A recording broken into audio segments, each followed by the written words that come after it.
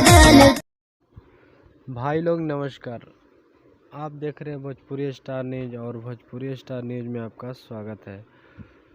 तो देखिए, खेसारी लाल यादव जी का दीवाना सॉन्ग आया था, बहुत मस्त ही सॉन्ग था। वो गाने को कॉपी किए हैं प्रमोद प्रेमी जी, तो बहुत गलत किए हैं। तो देखिए, दीवाना सॉन्ग वायरल हो गया है, बहुत सारे चैनल से रिलीज हो रहा है। तो बहुत मानिए घाटा है खेसारी लाल यादव जी का, कम से कम 10 लाख का ज़रूर घाटा हुआ है इस गाने में।